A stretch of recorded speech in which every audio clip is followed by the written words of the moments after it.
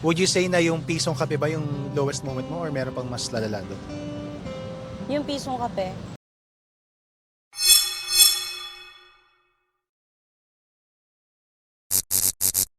Hey guys, what's up? It's me again, Jack. I'm your host, and this is Trentley. Today we are with a very special guest because she is the head of marketing at Trentley. We are with Miss Regine Lau. Hi! Kamusta, Reg? Kamusta Okay ang naman, buhay-buhay?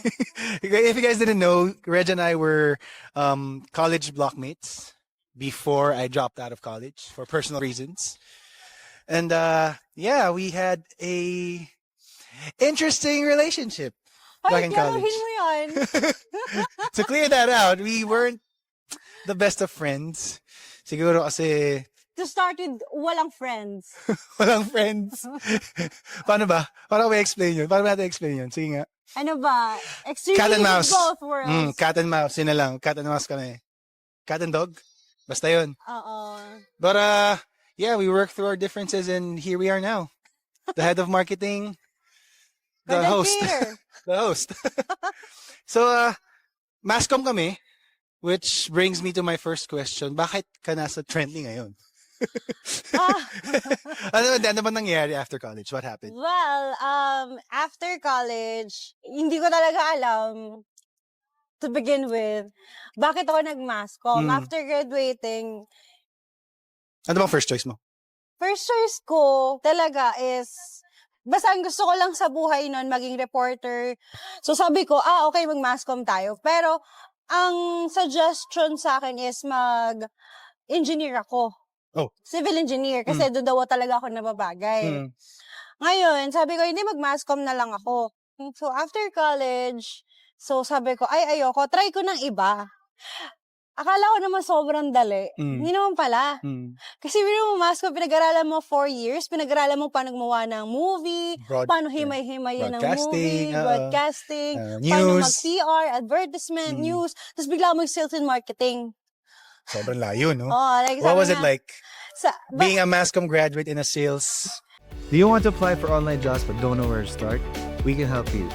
Join our VA talent pool and get connected with real clients looking for skilled Filipino virtual assistants. Whether you're experienced or just starting out, there's a place for you. Apply now and take the first step to our online career here at Tretley.com. Visit our website for job postings.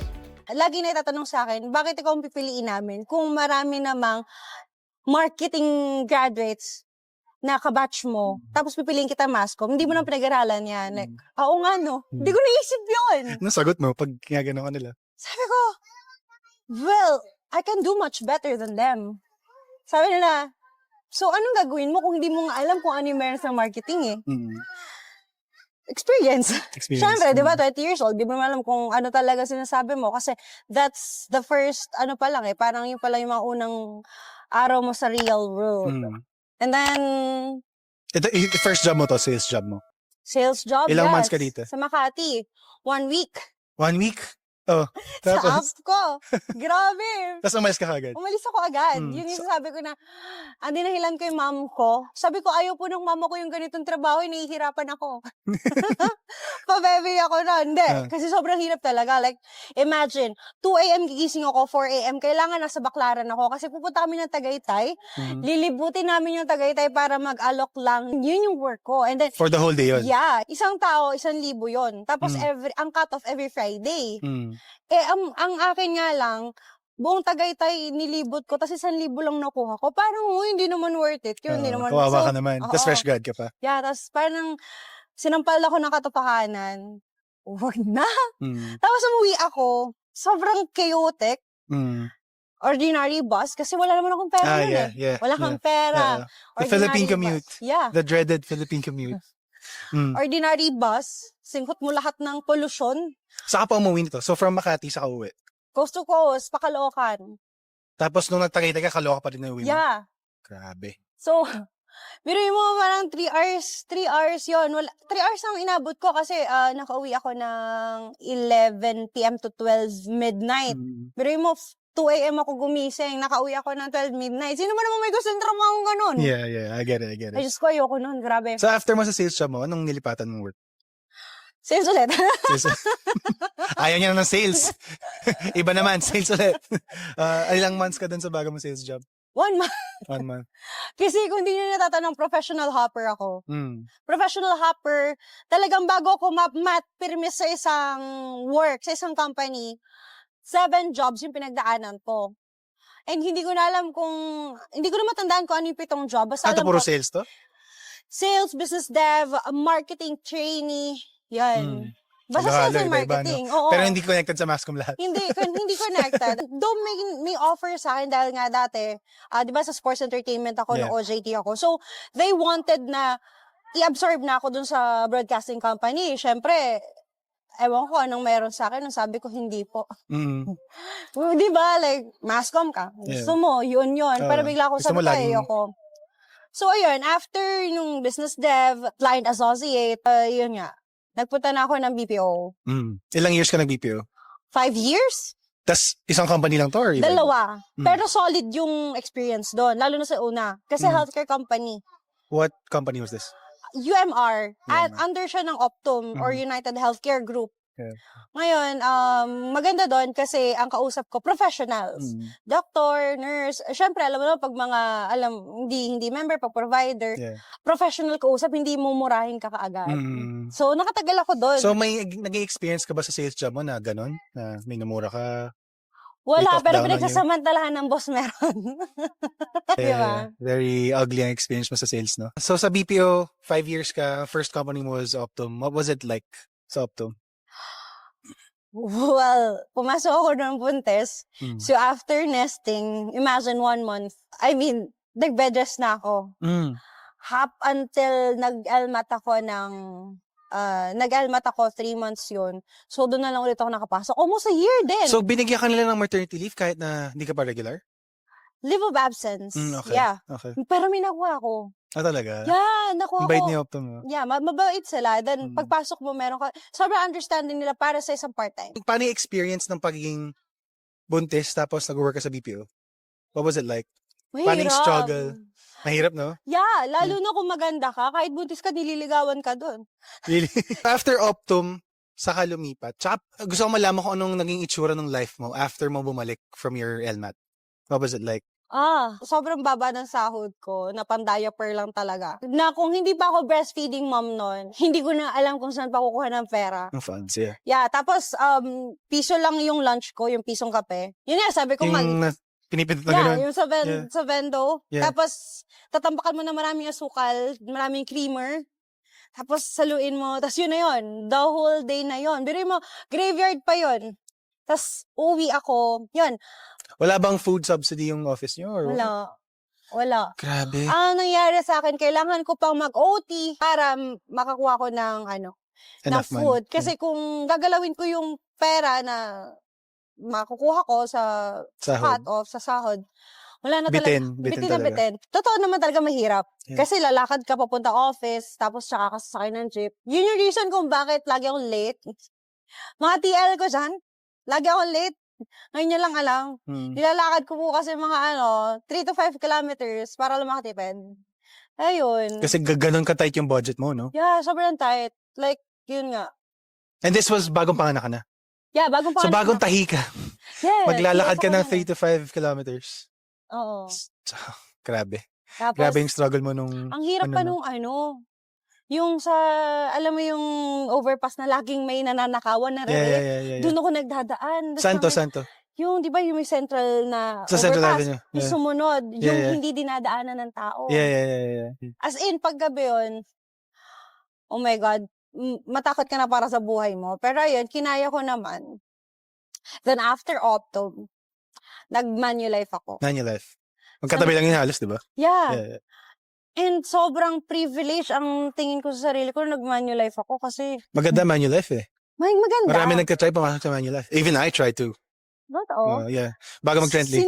Fun fact. Yeah. Buti na lang. Yeah. Sinunod nila yung gusto ko. Kasi yung experience ko, almost 4 years. So, binigay nila sa akin yung, yung sahod na gusto ko. Ang naman, sa distribution, members na naman. Hirap na hirap talaga akong kausapin ng members. Hindi ko alam kung hindi lang talaga ako cut na kumausap ng mga members. Pero sobrang hirap pag hindi professional ang kausap mo. Compared pag mga C-level executives sa mga CEOs, mas Yeah. mahirap sila kausap. How? Anong parang main difference talking to members and customers? Kasi members and customers, kasi parang binayaran na nila yung buhay mo eh. They feel like they have the privilege and the Oo. authority to talk down on you, no? Unlike sa mga C-levels, yun nga, isa pa nga sa naging work ko, ayan, kasabay ng Manulife, naging model ako, nagmamodel ako ng mga damit, ang buyers Yeah. namin, mga international. It's really saan to? Sa, sa Green Hills yun. So, may mga live.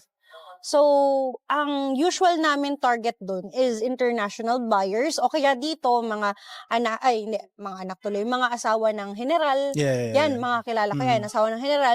Sa ibang bansa naman, sa UK, CEO ng mga pharmaceutical industry. So, puro mga big boss, Yeah, no? mga big boss talaga. So, sobrang laki ng pagkakaiba kapag ka ganun yung kausap mo. Biruin mo, multi-millionaire company yung hawak, yung business nila, tapos makikipag-usap ka, uy, Casual kumusta na casual lang. na? Yeah. Ay, eto yung maganda sa'yo. Tapos naniniwala sila sa'yo. Yeah. Like, yun yung ng C-levels eh.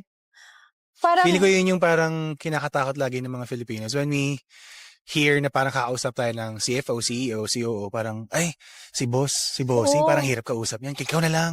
oo, O kaya kaya na ni mama yan, yung TL ko or whatever. Oo. Pero actually, in reality, they're very down-to-earth people. Kasi they Mm-mm. started out like us then. They were agents. They were once agents like us. They were once normal people like us before they Yeah. turned into big bosses. Ano pa ba? Ay, I forgot to mention na nga pala, si Reg used to have a business. Oh, yeah. Nagbebenta siya ng Ano? kung ano-ano sa office. Sa Sideline office niya. Well, Off- very hardworking. So, yung sinasabi ko yung, nagpa-pre-order ako nun. Siguro ang natutunan ko dun, kaya pala magagang work ng Pilipino. Yeah. Bakit hindi natin ginagawa? Eh kasi nag-doom scroll tayo sa TikTok eh. Reg, kung babalikan mo lahat ng nangyari sa in the past, would you say na yung pisong kape ba yung lowest moment mo or meron pang mas lalala doon? Yung pisong kape. Kasi, nung college ako, yan, magkaaway pa kami yan. Umuwi ako, hindi mo alam, inaaway mo ko. Sorry na. Sorry na po. Huwag niyo po akong tatanggalin, please. Bati na po kami. Kasi, Yeah. sa buong araw, 10 pisong pandesal lang yung kinakain ko. Sa buong araw na yon. Tapos tubig na lang sa fountain ng school. Yan. Tapos, dumating na rin ako Yan, naalala ko, parehas tayong sobrang payat ng college eh. Oo. As Bakit in- naghihirap ka din ba nun? Hindi naman. hindi ko rin alam. Hindi ako tumataba ng college. Ngayon naman, unting kain taba agad. Anyway, breadwinner ka ba? Hindi ako breadwinner. But, alam ko kasi, yung hirap ng mama ko, dahil nga, namatay yung papa ko nung 17 years old ako. Oh my gosh. I'm sorry. So, Yeah. as in, wala yan. Kasi naaway mo ko eh. Parehas tayo pinagdadaanan. Alam mo yun, hindi kami nag-uusap. Parehas pala kami pinagdadaanan. Para sa mga hindi natin alam. Nag-aaway lang tayo. Gawin lang kami. Kasi busit kami sa buhay. Tapos ito pa, hindi ko dinedefend yung sarili ko ha. Pero sobrang pabalang sumagot ni Reg. Sobra talaga. Alam mo, yatanungin ko lang siya. Ay, kasi nasa harap siya. If you guys didn't know, nasa harap siya ng klase. Kasi smart kid siya. Hindi naman sinasabing bobo ko, pero nasa likod ako. Ako yung parang class delinquent. Nasa likod ako, nag-iingay kami, ganyan. Tapos alam mo yung kuwari, may sinabi yung prof, tapos lumabas na. Lalapit ako sa kanya, Regine, ano nga ba sabi ng prof natin? Ewan ko, hindi ka ba nakikinig? Sabi ko, galit ka? Ganon. Mag-aaway kami ng ganon. Pero, anyway, yeah. Parehas pala kami may pinagdadaanan. Ganun pala ako magsalita. But, I mean, wala talaga akong pasensya sa mundo. Tsaka, the fact na yung universe walang pasensya sa akin eh. Pero mo, binibigay niyo sa akin lahat ng pinagdadaanan ko. Simula grade 3 hanggang college. Grade 3, nagsimula lang kumiyak gabi-gabi. Up until college pa naman. So, sabi ko, okay. Ang kailangan ko na lang, the only way up is magtapos. Tapos, Mag-aral, mag-aral, magtapos, magtrabaho. Yeah. Kaya sabi ko, lagi na lang ako kung ano sabihin ng prof, yun yung gagawin ko. May time nga na sobrang, sino yun yung, hindi naman pilay, yung sa Polsai. si Sir, Asuncion. Ay, Yeah, tama? Oo, Sir si Sir Asuncion. Asuncion. Diba? Shout out Sir Asuncion. Sir Asuncion, dahil sa'yo, hindi ako naging president's lister. Sa lahat ng uno ko, ikaw ang tres. Grabe! Alam mo, tanggalin niyo lang yung tres president's lister ako, Jericho. 1 point ano lang ang ano ko, jiwa. Grabe yan, sabi. Sama ka pa ng loob. Sama ng loob eh. But then, again, kung hindi mo pinagdaanan lahat ng yun, hindi ka naman Ay, hindi mo naman ipupush yung sarili mo to your absolute limit. Sabi nga, kung hindi traumatic yung experience na nangyari sa akin, siguro tambay ako. Baka kasi yung parang binibigyan ka ng lesson ng life. Yeah. But, one thing na hiningi ko sa Diyos, kasi syempre, alam mo naman. Blessings naman. Blessings naman. Kasi parang, simula pagkabata ko, puro na lang paghihirap. Ito na lang po ba yung buhay? Yeah. I mean, is it supposed, parang yung family ba namin, kailangan ba na everyday na lang mahirap? Yeah. Mahirap pinag-aadaanan, mahirap pa sa buhay. Alam mo yun? So, Okay, when so, did things start changing for you?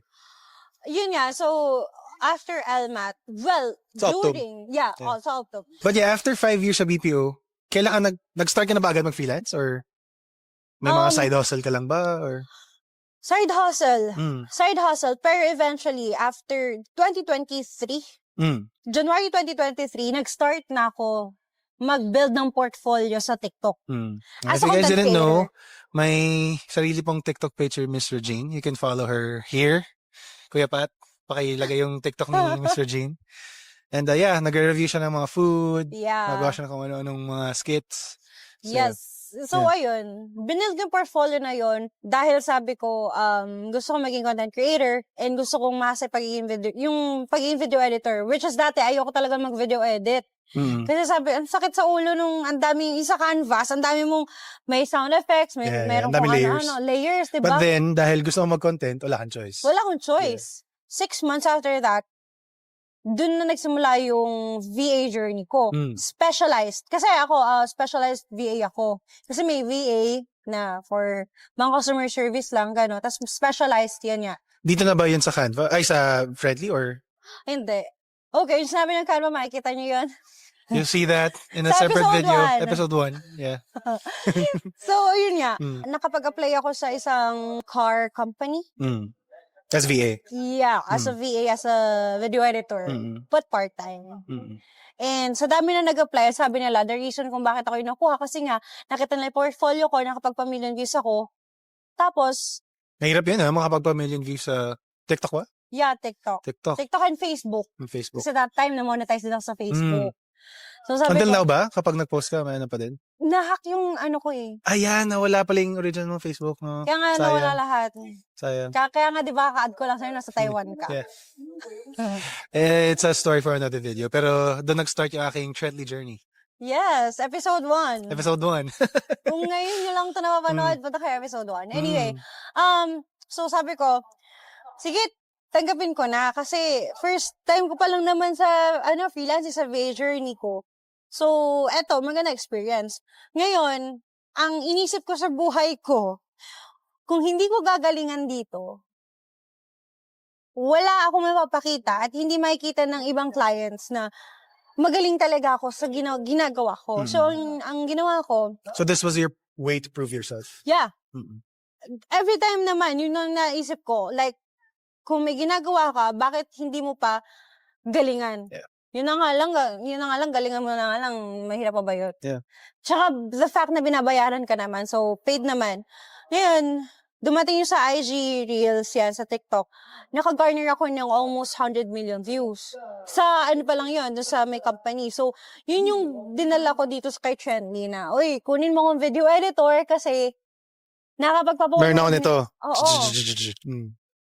100 million views. Kaya ko, storyteller ako na video editor. So, kaya kong, alam ko algorithm ng mga shorts. So, ayun, sabi nga nung CEO ni Vic, o nga no, kasi ayaw pa niya talaga akong kunin nun. Sabi niya kasi, baka daw maging bully lang ako kasi nga, ang dami ko na daw nagawa sa buhay. Na imagine ko din, like, hindi ba na-imagine, nangyari talaga to, totoo. Nanghingi ako sa kanya ng certain amount. Sabi niya, Junod, is this joke time? Ba't ito lang hinihingi mo? Sabi, Ito yung sa salary mo, compensation yeah, mo. sa salary. Sabi ko, ba't ito lang hinihingi mo?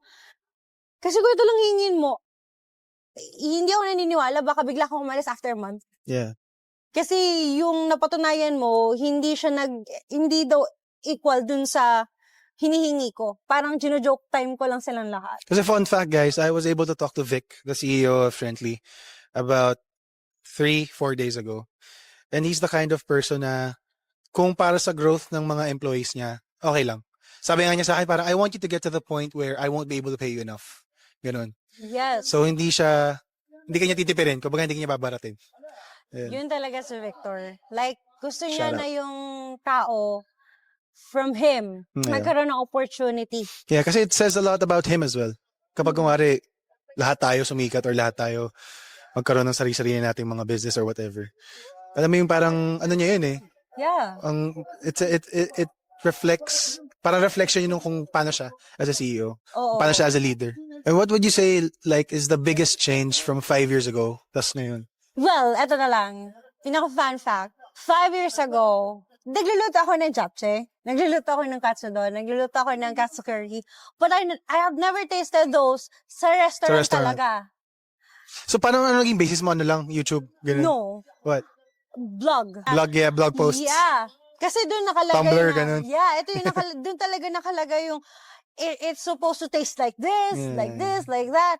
Ah, okay. Tapos, so, pag tinikman ko, ito na to. Tapos, siya ako ibibenta. Tapos sabihin niya, uy, mas masarap pa yung luto mo sa ano, ganyan, ganyan. Okay. And then right now, kasi way back, alam ko, pag Japanese, to be able to buy or taste yung talagang quality food, medyo pricey, diba? Pricey, yeah. Ngayon, tara. Natitikman mo na siya sa mismong Oo. restaurant. Tapos, napupunta ko na rin yung family ko, like, yun nga, yung mom ko. Dati, grabe, sobrang hirap talaga na hindi ko alam yung birthday ng mom and nung dad ko. Kasi, we never celebrated the other birthdays. Alam ko lang birthday yung sa kapatid ko. Kasi, 16 siya, 17 ako. Okay. So, magkasabay lang kami. Pero sa mom and dad ko, hindi. Kasi, ganun kami kahirap. Saka ibang, ngayon nga lang, isipin mo dati, sabi mo, pisong kape, tapos ngayon, pajamba-jamba juice na lang tayo habang nag-aantay ng interview, di ba? So, Sama-sama na lang. Like, life is good. Totoo lang, dati noon, faith lang talaga yung nagpapabuhay sa akin. so what's the only thing keeping you going? Oo, like, dati nung bata ako, Ama, kasi sabi ko, like, masasabi ko pa yung panalangin ko dito. Yeah. Sabi ko, Ama, grade 4 ako nun eh. Mm. Sabi ko, Ama, pwede po ba bukas may kainin pa kami? Oh my God, grade 4, 10 years old. Sabihin Siguro ko, yung panalangin mo, ano? kasi alam ko na yung papa ko walang trabaho, yung mama ko let passer nga pero nasa bahay. Kasi misogynistic family. Mm-mm. Sabi ko, paano na kami niyan? May magpapautang pa kayang tindahan? Kasi isang buwan na kami may utang, wala pa rin dumarating na pera sa amin. Tapos sabi ko, eto yung buhay na pinapangarap ko ng bata ko. Kaya whenever, syempre marami pa na namang nararamdaman na kulang. But ngayon, kumbaga babalikan ko yun, alam ko na Sobrang grateful ka. No? sobrang grateful ako kasi hindi ko na kailangan mangutang para sa pagkain namin para kinabukasan. So, ano magiging advice mo sa mga viewers natin na aspiring freelancers, aspiring VA workers, yung mga gustong mag-transition from BPO to the VA world katulad nung nangyari sa'yo? Build your portfolio. Learn to market yourself. If ngayon may ginagawa ka, it's okay na siguro minsan free yung service mo. Yun. Kasi building Kasi a nagbe-build ka pa lang. Yeah, nagbe-build ka pa lang ng portfolio. Wala namang may gustong, kahit ikaw man din yung papasahod, hindi ka naman magpapasahod ng taong sasabihin lang, ay, magaling ako. Yeah. Totoo, magaling ka. Paano ka magaling? Mm-mm. You have to show something for it. Right? Yes. Yeah. Kailangan track record. And sinasabi ko sa buong team, you need to do your best here. Kasi, it's a win-win situation. You're doing your best here, pinasasahuran ka pa. Ngayon, kapag ginawa mo yung best mo, may track record ka pa na ako gumawa niyan eh. Yeah. Hindi nila magagawa yan kung wala ako. So, yun yung sabi ko sana na kailangan nyo may track record kasi yun lang naman yung talagang may papakita nyo sa Kumbaga future proof mo na clients nyo. parang, Oo. credible ako. I Yeah. can do this. Yeah. Do not be afraid sa mga, C-levels, kumausap. Kasi if you're targeting, like kung VA ka, if you're targeting mga international clients, ayaw nila ng mga, hindi talaga nila kinakausap yung mga na-intimidate sa kanila. They don't care about those. Kasi, para sa kanila kasi, dahil mga boss na sila, mga C-levels sila, their time is important. Mm-mm. So if you're gonna spend so much time thinking of a concept or parang magsa-stutter ka pa, tapos Yeah. parang hirap na hirap ka pang i-push out yung thought mo, parang syempre sayang oras nila, di ba? Yeah. Kasi isipin mo na lang, kung hindi ka naman ka-invest ng time, Ba't pa tayo nag-uusap? bakit, di ba? Ba't pa tayo nag-uusap? Kahit di ko man, gusto mo ba kumausap ng taong hindi, di ba? Yeah. Ayun, be strong, be mindful, and be daring enough, be bold enough, gawin yung gusto mo. Kung gusto mo naman yung, why not? Just prepare yourself for the opportunity that might come to you in the future. Kasi hindi naman lalapit sa opportunity kung hindi ka gagawa ng paraan. And yun nga, wag kang magagrab ng opportunity na hindi mo kaya. Kasi sa bandang huli ko lang rin naman yung mahihirapan. What's one last thing para lang ma-inspire mga viewers natin? What's the greatest achievement you've gotten so far? Sa lahat ng taon ng pagkatrabaho. Marketing manager ng anak mo. Ayan. I mean, Kasi yung mama, di ba, parang she had dreams of you becoming yeah, umiyak siya sa akin manager. 7 years ago. Kailangan yung galingan, kailangan yung mag-upskill habang nandito kayo. Grab this opportunity, learn, grow, para next time, maybe 5 years, pag tinignan nyo ulit yung sarili nyo, eto lang ako dati, ngayon magaling na ako dito. Walang And, regrets, di ba? Tsaka full of learnings, which is what we should be striving for in this life, to learn new things. Para hindi tayo stagnant. yes. Right. So yun, thank you so much, Miss Regine, for sharing your story. And it's a big deal for me kasi syempre, she's the head of marketing and I'm now part of Trently's marketing team. And ayun, nakakatuwa lang na we were able to share our experiences in this life. And nalaman ko lang din na parehas pala tayo may problema nung college, kaya ganun. Yeah. kaya pala kami away-away kasi parehas kaming busit sa buhay. But now we understand. And now we're workmates. Diba? So, yeah. The reason is, yun din, mature. Be Yeah. mature enough. Yeah. Like, diba? May mga kaaway mo, tapos hire mo pa. Yeah. Hindi siya nag-apply. Ako nag-scout sa kanya. Yun, sabi niya kasi parang, uy, kasi galing ako Taiwan, tapos nag-reply siya sa story ko, sabi niya, Jack, baka may kilala kang gustong mag-content creator for Trently, ganyan. So ako naman, nung una, parang interested ako na sabihin sa friends ko, sabi ko, sige, ano bang gagawin? Ano bang job description yan? Take notes daw siya. Sinabi niya, tapos ganito daw yung salary, ganito yung compensation. Tapos nung binabasa ko na, sabi ko, parang gusto ko to. Kasi, yun nga, kung pinanood niyo yung first video na nasa channel namin, tignan niyo na lang. I was unemployed for 5 months. And I could have went for any corporate job na yung katulad dun sa niche na nakuha ko na sa Canva. Pero sabi ko kasi parang ayoko na talaga ng traditional corporate job eh. Gusto ko na yung parang magagawa ko siya ng masaya ako. Magagawa ko siya in the long run. So parang gusto ko to. Tapos sabi ko, Reg, pwedeng antayin mo makabalik akong Taiwan. Sabi ko, ako na lang. Pero yun nga, yeah, so yun nga, mag-upskill kayo and be mature enough to know kung ano yung mga areas na weak kayo and work on it. Kung saan kayo magaling, build your portfolio around your strengths and yeah. And if it will benefit you, why not? Diba? Grab Why it. not? Why not? Diba? If Tignan it nyo. will benefit Ito na yung work ko ngayon. I get paid to do this. Ha? Yung iba ginagawa to for fun. Ako din, I'm having fun, but I'm getting paid. Pero yun nga, yeah, thank you so much for sharing your experiences. And I think a lot of people would relate to what you've been through and magagets nila yung struggle and yung pain. Una sa lahat, yun nga, sabi mo, you were a single mom going through all of that. Naglakad ka ng 3 kilometers to 5 kilometers ng bagong tahi. Life, no? Life. Yeah. But yeah, so keep doing what you're doing right now. And if you think it's not enough, it probably isn't. So mag-upskill ka, build your connection, build your portfolio. Tapos kapag may opportunity na kumakatok sa pinto nyo, i-grab nyo na. Huwag na kayong mag-atubili, sabi nga ni Ms. Regine.